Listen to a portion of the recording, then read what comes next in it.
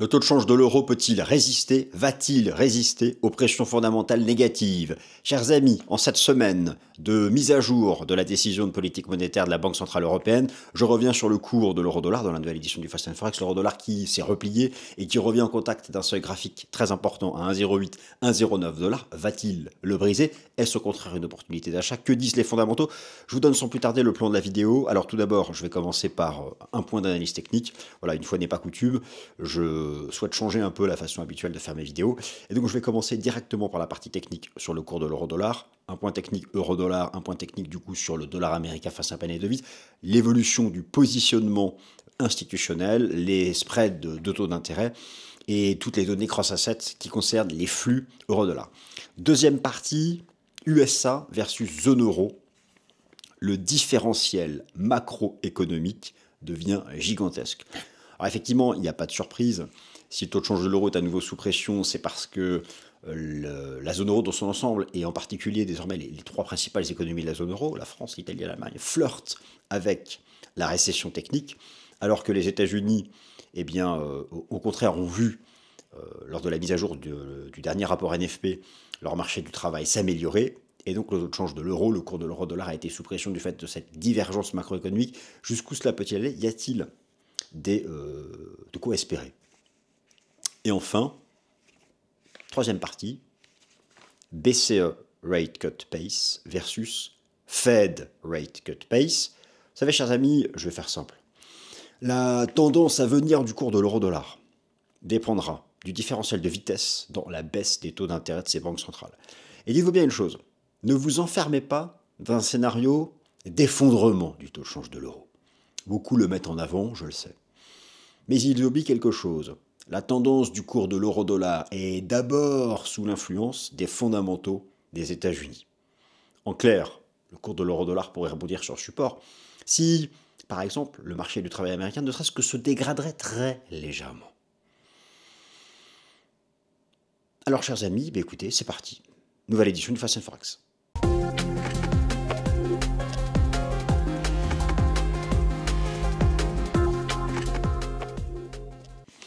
Bon, alors je suis ravi de vous retrouver. Le titre est derrière ici.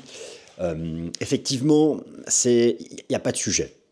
Le différentiel global macro entre la zone euro et les États-Unis, est-ce qu'il est? Il est énorme, tant en termes actuels, donc la situation actuelle de la croissance économique, tant en termes de perspective de croissance économique, et en particulier dans le secteur manufacturier, en particulier dans le domaine de l'emploi. On voit même que de gros groupes industriels allemands là, ont annoncé qu'ils ne recrutaient plus, même qu'ils commençaient à diminuer la masse salariale. Alors bon, nos économies en Europe sont essentiellement des économies de services, mais l'industrie compte énormément, tout de même, en particulier pour l'Allemagne. Alors que eux, les États-Unis, ont vu, tout au long de l'été, le marché spéculer sur une récession américaine. Au contraire, les récentes données, et tant mieux, on ne peut que s'en réjouir, je vous l'ai expliqué dans le Top Gun ce lundi, ont démontré que la probabilité d'une récession économique aux États-Unis tendait à nouveau vers sa moyenne basse historique, autour de 15%, ce qui n'est pas le cas au sein pour la zone euro. Alors, si j'ai voulu traiter aujourd'hui ce sujet, je vous annonçais le plan juste avant, c'est parce que ce jeudi, vous avez une décision de politique monétaire de la Banque Centrale Européenne qui devrait à nouveau baisser ses trois taux directeurs. La BCE a bien trois taux directeurs. Alors, donc bien sûr, le taux principal, le taux directeur, le taux de refinancement, mais le marché regarde le taux de dépôt essentiellement, qui a déjà baissé de 50 points de base, après avoir atteint un nouveau record en début d'année, qui devrait à nouveau baisser de 25 points de base. Et si vous voulez, c'est là en fait la clé. Alors, il ne faut pas non plus exagérer la situation actuelle de la zone euro. Elle n'est pas en récession, elle ne sera pas forcément en récession. Elle flirte avec la récession technique. Mais voilà, il y a des lueurs d'espoir global macro, comme le plan de relance massif en Chine. La zone euro est beaucoup plus liée au commerce international chinois que les États-Unis. Et puis peut-être aussi une banque centrale européenne qui a pivoté avant la Fed. Peut-être qu'elle l'a pivoté à temps pour rebooster l'économie. Bon, sur le plan budgétaire, effectivement, par contre, c'est plutôt contraignant, à la grande différence des États-Unis, où que ce soit les démocrates ou les républicains, il y aura encore du déficit budgétaire et de la dette publique qui va augmenter. On sait par exemple qu'en France, maintenant, c'est parti, c'est le mode austérité budgétaire. Bon, il faut s'attendre à du soutien budgétaire moindre au sein de la zone euro. Et puis, bon, n'enterrons pas l'euro trop vite. Déjà parce que, première raison, l'euro-dollar est surtout soumis aux fondamentaux de l'économie américaine. Ça peut être très rapide, c'est la divergence des politiques monétaires. Je vais revenir sur tout ça. Et puis, il suffirait que les mesures de relance chinoises massives produisent leur effet. Et vous allez voir que les grosses capitalisations européennes exportatrices, la chimie allemande, l'automobile allemande, le luxe français vont en profiter, ça va retirer. Mais de toute façon, la tendance de fond des indices boursiers européens reste haussière. Alors, le taux de change de l'euro, c'est autre chose. C'est la divergence des politiques monétaires, la divergence globale macro, l'arbitrage de la BCE et de la Fed entre soit l'objectif emploi, soit l'objectif inflation. Donc tout ça, c'est ce que nous allons comparer dans cette vidéo. Je vous ai préparé plein de super graphiques qui comparent la situation macro et ce qu'on peut envisager en termes de vitesse de baisse de taux de la part des deux banques centrales.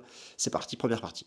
Euro et BCE, perspective boursière immédiate. C'est parti les amis, démarrage du contenu concret du Fast and Forex. Le plan, je vous l'ai décrit un instant, 3 grandes parties. Euro-dollar, on commence par le point technique. Effectivement, un repli prononcé, alors que nous sommes la veille d'une décision de politique monétaire de la BCE. Deuxième partie, zone euro, États-Unis, une ferme divergence macroéconomique, mais la pression sur l'euro. Et enfin, la clé, finalement, la divergence des politiques monétaires pour l'euro-dollar. L'euro-dollar montrera si la Fed est plus agressive dans la réduction de ses taux que la BCE, et l'euro-dollar sera sous pression. Dans le cas contraire, et finalement nous aurons peut-être au final le maintien du statu quo, euro-dollar évolue quand même depuis des mois et des mois entre 1,05 et 1,12. C'est peut-être dans le range dans lequel il restera, au gré de l'évolution de la divergence des politiques monétaires. Euro-dollar, une correction d'ordre technique et un seuil décisif en cours de test. Alors effectivement, c'est d'abord une correction d'ordre technique, le cours de l'euro-dollar, en lien avec ce qui s'est passé sur le dollar américain. Alors où en sommes-nous? Vous avez sous les yeux à gauche un graphique qui expose les bougies japonaises en données hebdomadaires du cours de l'euro-dollar, et à droite en données journalières.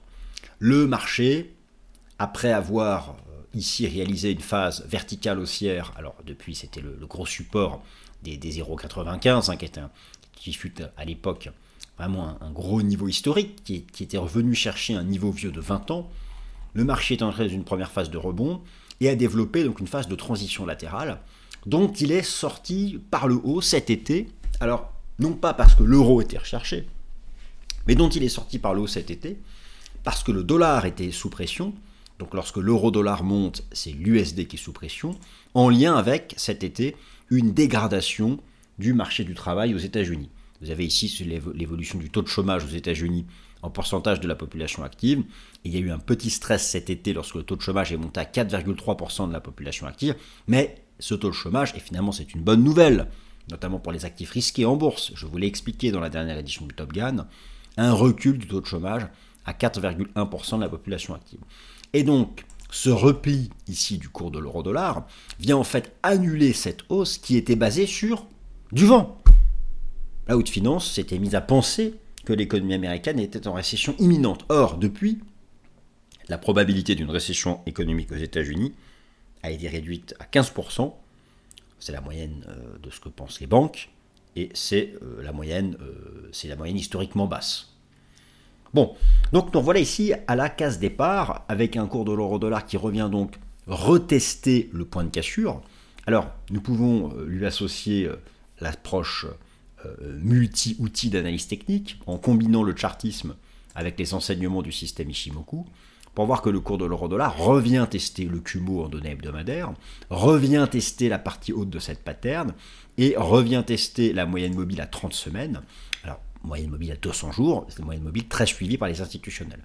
Et donc, vous pouvez constater qu'au moment où j'enregistre cette vidéo, le marché est posé sur cette base. Alors, c'est ici que les choses vont se jouer pour le cours de l'euro-dollar, à savoir que cette semaine, vous avez une décision de politique monétaire de la Banque Centrale Européenne, et en clair, si la BCE devait appuyer sur le taux de change de l'euro en s'inquiétant de la croissance, par exemple, j'y viens, c'est la partie qui suit la divergence macroéconomique entre les deux zones, si la BCE devait accélérer son rythme à venir de baisse des taux, le BCE Rate Cut Pace, eh bien, le risque pour l'euro-dollar serait de réintégrer cette pattern. Et vous savez qu'en analyse technique, c'est très simple. Lorsque le marché réintègre une pattern, c'est-à-dire lorsqu'il valide donc ce qui aurait été ici un bull trap, mais attention, ce n'est pas fait, nous verrons bien. Eh bien, l'idée derrière, systématiquement, c'est de revenir chercher la partie opposée de la pattern, et donc revenir chercher ici cette ligne de tendance. Nous n'en sommes pas là, le cours de l'euro-dollar teste vraiment ici un seuil décisif. Alors, ce repli du cours de l'euro-dollar sur le plan de la finance institutionnelle n'était au final pas réellement une surprise, peu importe les fondamentaux. Je vous remontre ici la dernière mise à jour du rapport Commitment of Traders. Vous avez donc en jaune la position nette institutionnelle sur les contrats futurs et les contrats d'options euro-dollar. En gros, lorsque la ligne jaune monte, c'est qu'il y a de plus en plus d'achats relativement aux ventes. L'histogramme des achats est en bleu, l'histogramme des ventes est en orange. Notez ici que début 2022, il y avait eu donc une cassure haussière sur, alors on peut faire de l'analyse chartiste sur cette courbe de net positioning, et il y avait eu cette cassure haussière technique qui correspondait à cette première phase de pump. Et donc ici, cette phase de transition latérale, le marché tente d'en sortir par le haut à la fin de l'été, mais en réalité, ce que nous pouvons observer, c'est que la position nette institutionnelle est venue échouer sous cette résistance oblique. Et donc, finalement, il y avait une forme de divergence entre ce que faisait le prix, qui était lui sorti par le haut de la pattern, mais ce n'était pas validé par une cassure équivalente sur la position nette institutionnelle. Bon, ça, c'est donc pour montrer que, au final, alors, l'euro-dollar, en fait, il y a deux options.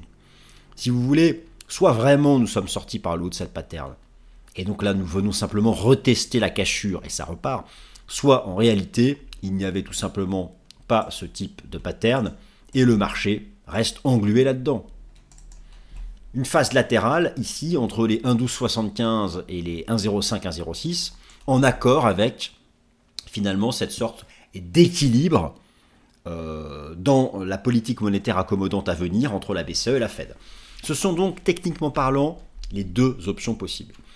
Si cette semaine, avec la BCE, le marché parvient à rebondir sur cette zone, à tenir la moyenne mobile à 200 jours, à tenir le Kumo Weekly, à repartir et à redépasser une résistance, redépasser les indices, eh bien, nous serions en fait en validation de cette cassure et l'idée serait toujours d'aller chercher les 1,15 d'ici la fin de l'année.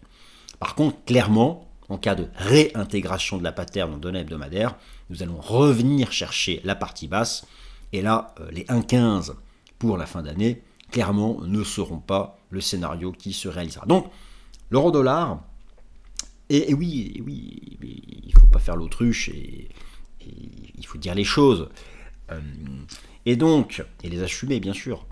Et donc, voilà, cette semaine, ça me paraissait important de traiter l'euro-dollar, surtout parce qu'il y a la BCE, mais surtout parce que, techniquement parlant, vous comprenez bien à quelle frontière technique nous nous situons actuellement. D'ailleurs, ce statu quo se voit à travers les spreads de taux. Vous aviez eu, en appliquant le système Ishimoku au spread de taux entre les États-Unis et l'Allemagne, qui va donc représenter le spread de taux entre les États-Unis et la zone euro, une sortie par le bas du Kumo, et nous sommes revenus à l'intérieur. Donc, finalement, tout semble dire que, techniquement parlant, eh bien, nous n'avons pas réellement quitté cette phase latérale qui maintenant est vieille de plusieurs mois, même bientôt années, et donc que ce pump ici de fin août n'était pas réellement une sortie de compression triangulaire. Donc, ce sont les deux options sur la table. Nous aurons la réponse cette semaine avec la BCE. Et bien sûr, ce ne fut pas une surprise. Regardez en début de mois cette superbe divergence haussière sur le RSI du dollar américain face à un panier de devises. Et vous savez que le cours de l'euro-dollar, c'est 53% du calcul du DXY. Donc, il y avait des éléments déjà techniques qui fait que nous pouvions envisager ce type de rebond. Bien sûr, ce type de rebond a été dû au fait qu'il y a eu une bonne surprise du côté des statistiques du marché du travail aux États-Unis. Alors, l'euro-dollar est donc sous pression. Il revient au moment de la BCE au contact de ce seuil important. C'est d'abord parce qu'il y a une ferme divergence macroéconomique qui met la pression sur l'euro. Le taux de change de l'euro a reculé depuis le début du mois d'octobre, sur fond d'une forte divergence macroéconomique. Alors tout d'abord, c'est la réduction de la probabilité d'une récession américaine. Un rapport sur le marché du travail. Il y a eu une inquiétude. Cet été, vous vous souvenez, avec cette augmentation régulière, mois après mois, du taux de chômage aux États-Unis, exprimé en pourcentage de la population active. Et puis, depuis 2 mois, le taux de chômage retombe. Voilà donc, et même le taux de chômage U6 qui prend en compte vraiment le vrai taux de chômage, les personnes qui ont arrêté de chercher un travail, le travail précaire, même lui a rediminué. Ouf de soulagement, l'économie américaine ne va pas aller en récession alors que le marché s'en était persuadé tout au long de l'été. Bon, ok, très bien. Voilà donc une des premières raisons de ce qui a donc permis un rebond du DXY et donc une baisse de l'euro-dollar. Et donc voilà, revoilà l'euro-dollar à ce niveau de cassure. Ce niveau peut très bien tenir. Vraiment, c'est très important de comprendre que c'est la zone frontière et que la façon dont l'euro-dollar va réagir cette semaine par rapport à ce niveau et par rapport à la BCE va nous en dire énormément.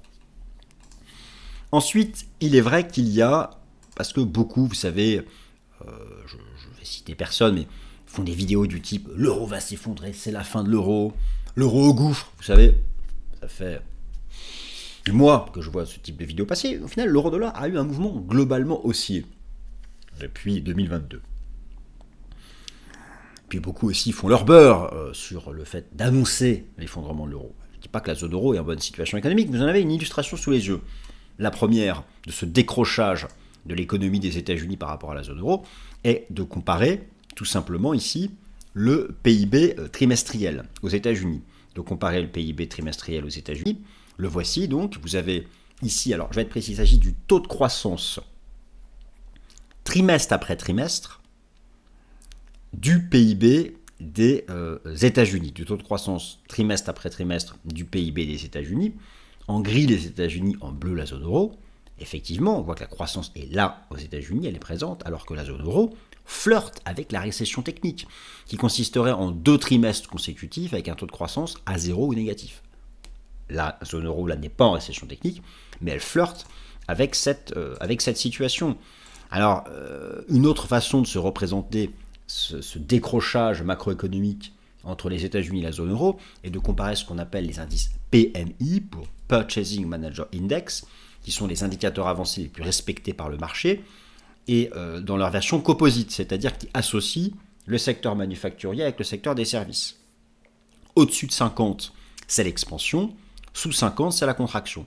Et effectivement, le PMI composite des États-Unis se maintient largement en zone d'expansion, celui de la zone euro vient de passer en zone de contraction. Et donc, il y a un stress, une inquiétude comme quoi la zone euro tendrait vers la récession et comme quoi la BCE n'aurait peut-être pas pivoté suffisamment vite, alors que pourtant, je vous rappelle que la Banque Centrale Européenne a pivoté avant la Fed. Donc, elle avait probablement aussi cette inquiétude. Et oui, la Banque Centrale Européenne a pivoté avant la Fed, la Banque Centrale Européenne qui prend une décision de politique monétaire cette semaine, et si vous prenez le taux, voilà, le pivot de la BCE a eu lieu en juin dernier. Alors bon, les taux restent quand même extrêmement hauts. Ici, vous avez le taux de refinancement, et vous allez voir que la BCE va se dépêcher de baisser ces 3 taux directeurs, taux de dépôt, taux de refinancement, taux de prêt de facilité marginale, pour éviter que la zone euro tombe en récession. Mais la zone euro n'est pas, certes, est en décrochage technique avec les États-Unis, mais elle n'est pas en récession technique, et d'autre part, son marché du travail reste encore solide. La zone euro, en fait, a des difficultés en grande partie industrielles, parce qu'elle est très liée au commerce international, et notamment avec la Chine. Et la Chine, vous avez ici le taux de croissance annuel des importations chinoises, qui n'arrive plus à décoller du niveau des zéros. Alors, les autorités chinoises viennent d'engager un plan de relance massif, mais il va falloir plusieurs semaines, voire plusieurs mois, pour que cela puisse à nouveau booster l'activité économique en Chine et donc en Europe. Et ici, vous avez le détail des PMI, donc dans leur composante emploi pour la zone euro. Et on peut constater qu'il s'agit vraiment de l'activité industrielle. Il s'agit vraiment de l'activité industrielle qui est sous pression, qui s'enfonce sous 50, alors que l'économie des services continue de croître. Et cette activité industrielle, ce sont les grands groupes exportateurs européens, la chimie, l'automobile, le luxe pour la France, qui sont sous pression du fait de cette difficulté de l'économie chinoise à se relancer.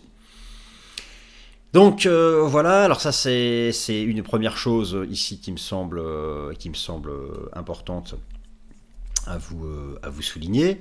Alors dans les éléments aussi à suivre ici, alors il y a effectivement en termes d'inflation, il y a donc une avance de la zone euro dans la réduction donc, de son taux d'inflation annuel, si vous pouvez comparer donc la zone euro avec les États-Unis.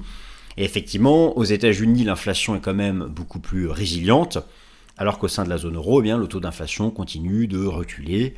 Et d'ailleurs, vous avez eu récemment, même encore cette semaine, la mise à jour du taux d'inflation en France. Le taux d'inflation en France qui est tombé à 1,1%.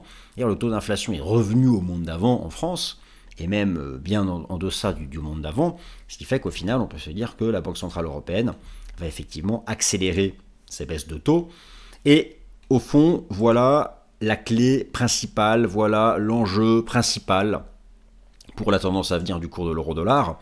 À la question technique que nous nous posons de savoir, est-ce que le cours de l'euro-dollar sera en mesure de tenir cette zone, ou est-ce que le cours de l'euro-dollar va rester enfermé dans cette phase latérale?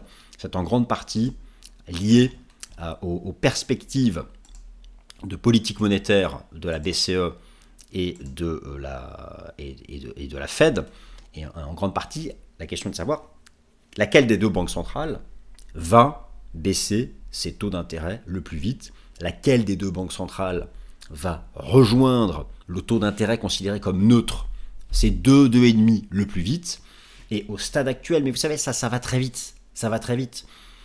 Les grands groupes industriels s'inquiètent, nous savons que des groupes comme BASF, ThyssenKrupp, Volkswagen ont commencé à réduire leurs effectifs, très bien, mais vous savez, il suffirait que, typiquement, la reprise économique en Chine finit par arriver. Bon, une bonne nouvelle géopolitique, n'y croyons pas trop. Bon, les réformes économiques structurelles en Europe, ça va prendre du temps, mais ne serait-ce que, voilà, de bons chiffres en provenance de Chine pourraient relancer, en tout cas aider à soutenir l'industrie européenne. Et au stade actuel, le chômage en Europe reste bas. Donc, l'Europe, la zone euro, effectivement, flirte actuellement avec la récession technique, mais il n'y a pas d'envolée de son taux de chômage. Alors, il est plus haut que celui des États-Unis, mais en termes de tendance, il y avait eu cet été une augmentation du taux de chômage aux États-Unis, mais pour l'instant, voilà, il n'y a pas. Alors, il y a des inquiétudes, il y a une réduction des embauches, et voire même quelques groupes qui commencent à réduire la voilure, mais le taux de chômage au sein de la zone euro reste extrêmement bas. Donc, voilà, il ne faut pas non plus enterrer trop vite la zone euro et le taux de change de l'euro. Alors effectivement, lorsqu'on regarde les anticipations actuelles, le marché envisage que d'ici fin 2025, le taux de dépôt de la BCE revienne au taux neutre, 2,5, c'est-à-dire ni une contrainte ni une relance de l'économie, alors que pour les États-Unis, eh bien, ce ne serait pas avant le courant de l'année 2026 qu'on reverrait du 2,5, du 2,5. Donc effectivement, les anticipations actuelles vont plutôt dans le sens d'une baisse de taux plus rapide de la BCE, mais encore une fois, dites-vous bien une chose, les fondamentaux de l'économie américaine comptent beaucoup plus, et il suffirait d'une reprise de l'inquiétude, sur l'évolution du marché du travail aux États-Unis pour que la Fed, beaucoup plus réactive, accélère ces baisses de taux. Et à ce moment-là, cela viendrait ressoutenir l'euro-dollar, non pas parce que l'euro serait recherché, mais parce que l'USD sera à nouveau sous pression. Et donc c'est vraiment ces deux choses-là dont il faut avoir confiance. En tout cas, nous aurons la réponse cette semaine de savoir si l'euro-dollar tient cette zone, la pattern triangulaire, la moyenne mobile à 200 jours, le Kumo du système Ishimoku. Et s'il tient cette zone, on peut envisager au moins un rebond à 10. Si on réintègre cette zone, eh bien, le marché reviendra dans sa partie basse ici, de ce qui est finalement une zone dans laquelle il évolue depuis de nombreux mois. Voilà les amis, si ça vous a plu, merci de mettre un petit like, merci de vous abonner, vous êtes super, merci à tous, merci de votre confiance, merci de m'avoir écouté, et passez une bonne semaine, salut.